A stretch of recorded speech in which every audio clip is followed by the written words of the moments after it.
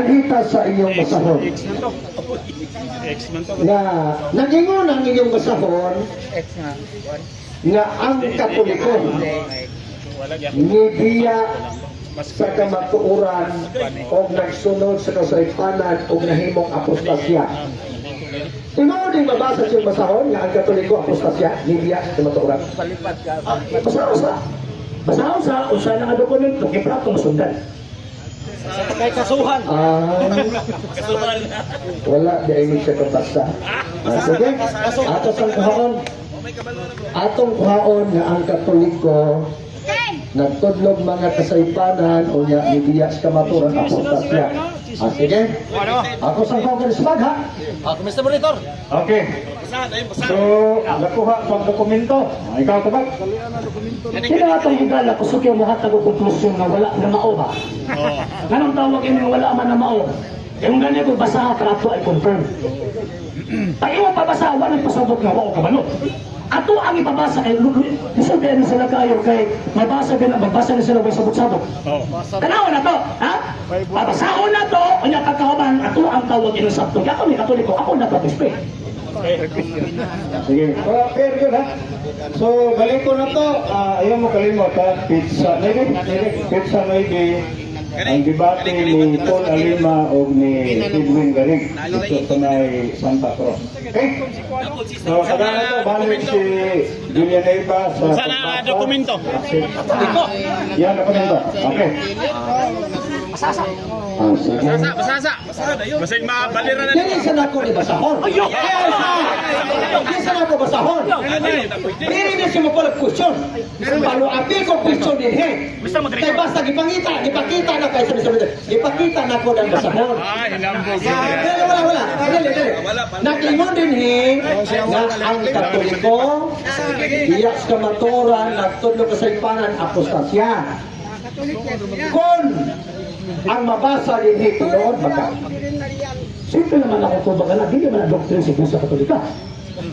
Alam mo mismo, hindi na doktrina sa Iglesia Katolika, ay kala nga libro, private revelation ka na. Ang mabasa. Ayaw sa laki, ayaw. Paminawas ako. Paminawas sa. Butuhon tagadaan kay, tawag ka kabalo mo sa iyong masahon eh. Kabalo ko sa masahon. Ingon ka na tudlo sa Iglesia Katolika. Walang gipuputa ka. Nga dili na tudlo sa Iglesia Katolika. Number 2, private revelation. Number 3, matumang tong gingon na ginusunod 18:4 nga moabot ang panahon nga daghang gitawag og matalikod. Sumo na ang basahon ron. Amo na basahon. Dili ang Iglesia Katolika maoy talikod dili na ay mga membro nang mutalikod ng Iglesia aron musupas sa kabuton ni Kristo. O nagpabilin sa Katolika, Iglesia ni Kristo. Matod mo, ang aking pangutana pero klaro ha, oy, tinuod bang mabasa dili? Ang tubag, dili ang doktrina sa Katolika. Bako nang utana, doktrina ba nagiha? Tinuod bang mabasa? Tinuod dili. Tubag, ang mabasa, tinuod nga di na ay mga taong mamiya. Na ay mga taong mamiya, na ay mga taong matalikod. Pero dili man lang kinatibok ang Iglesia Katolika. Mga sipta man ang namiya. Sipta man na bro. Mga STE man na namiya. Sana to kayo man na pasahon. So ato ang masahon.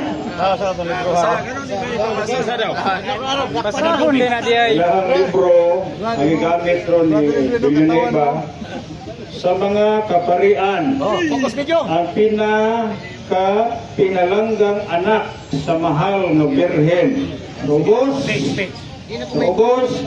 ang Marianhong Kalihukan sa Kaparian.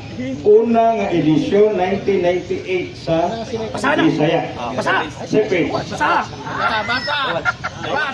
Mato niya ganyan mga higala, nahibalo siya asa mabasa. Hindi mo naman siya nahibalo. Ako pa ba nagbasaw siya nahibalo naman siya? Ay, kamay ha? Mato siyang tubad karon. Isundan ako. Ingon siya, nahibalo na kung asa na mabasa.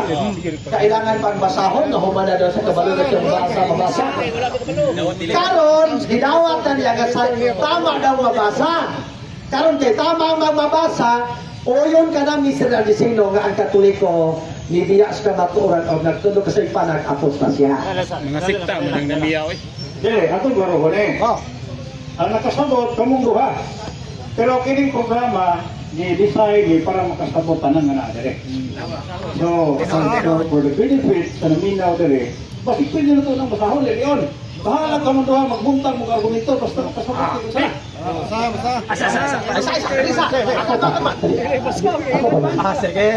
pala. Ano ya? Tama bitaw man yung kung nakabalo ko. Kung unsang tawag inyong basahon. Pero ako ang ipasagot, nagabasa mo mga dokumentong Katoliko sa rambawo ninyo sagot. Yes. Mami, point. Mana ko point. Magbasa mo mga libro sa nulat sa gitawag o mga Katoliko sa rambawo ninyo o gitawag o sagot. So mana ko point. So kami Mr. Moderator, ato ang basahon. Nakasabot naman eh. Ato ang itong basahon for the sake sa mga naninaw. Kaya pang naibaw, kung hindi niya mabasa, bukbuk ko nini. Okay, ganun siya basahon. Basahon ako, doon ako may kondisyon. Isa. Mag-stay ikaw, mabasa ni mo. Sige lagi. Okay, mag-stay ka mabasa. Sige, dahil mag-stay, mabasa niya ko ron. Ang Katoliko, apostasya, nagtudlo ko sa ipanan. Sige. Ako sa nilianis kang Arisino. Kung mudawat ba siya sa mabasa o siya sa buhay nga ano na isundor na mahita mo. Listen, magbasa-basa ko pagkahuman pangahuyan. Doon na to sa patwes. Ito ang simbahan Katoliko ha. Din! Magsabadista ko karon dayon pagbabasa tipo og Iglesia Katolika. Hildo. Pag walay mabasa at mitahon imong iya mo siyawa kay bakakon mong dagko.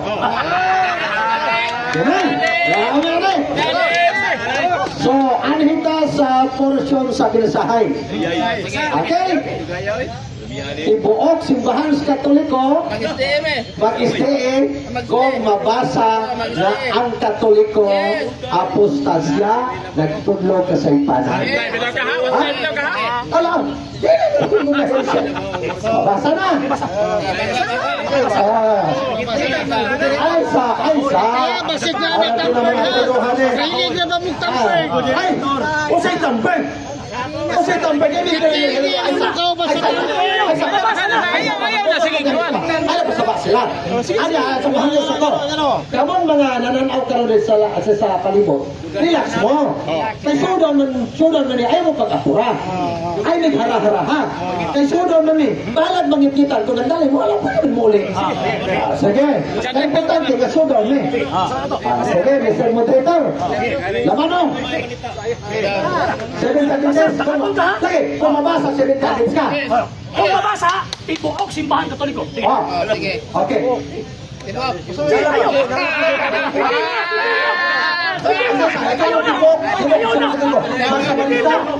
Ay, sasa. Magsabali sa tibok si Mga Katoliko. Ay, sasa. Tibok si Mga Katoliko. O ikaw ha? Ano mga ito, no? Atong Tagalog sa tungkol, di man tayo mga kalaban. Di man kalaban. Kung ka, di man kalaban. Siya na-challenge. Okay. Ang challenge niya kumabansa. Sa ito pa, pili si Romulo, kung di sa ganahan, mo ingon siyang ano, ayaw ko na. Kaso lang, mo-create man gud sa another na po niya. Mo-create sa another. Sa ito pa, kung di mo kaya Romulo, ala ko, okay, cancel lang natin. No.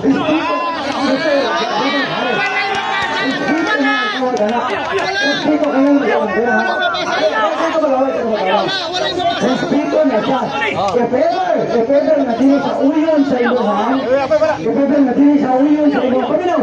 dili sa uyon sa imuhang role, kung cancel lang siya. Pero kasi hindi siya, di ka na.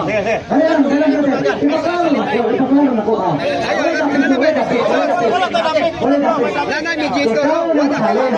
Okay, doon na kay Hoy. If in case na dili siya ganahan, dili siya by sa bro, na magpatong po doon. Ang buhaton niya, dili ko nakauyon sa imong Hoy. Dili na ito napakayon. Pero dili sa pindi. Maputulan. Ano ha? Ang basahon na to, Katoliko. Wala na, hindi sa ito. Kaduhanan ni ikaw magdaog.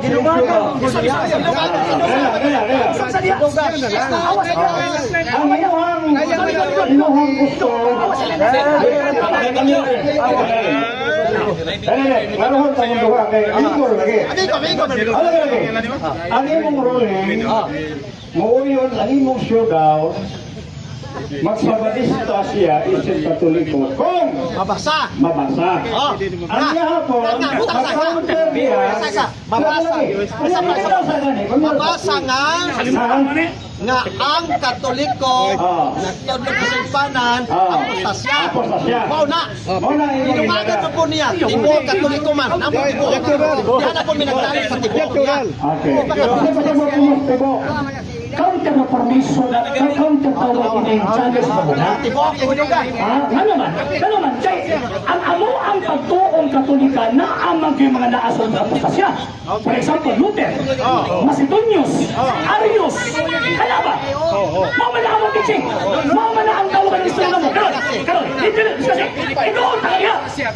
Basahon yung karon sa mga libro. Kaya siyempre, pagsimbahan Katoliko, ito na sa asahon. Diba? Karon, basahon yung mga ang tibuok iglesia sa Katolika ni Alikod. Kaya pag di mo na basahon, namot-mot ka. It is a fallacy of suppressing the facts. Okay. Sayop. Dawar ba?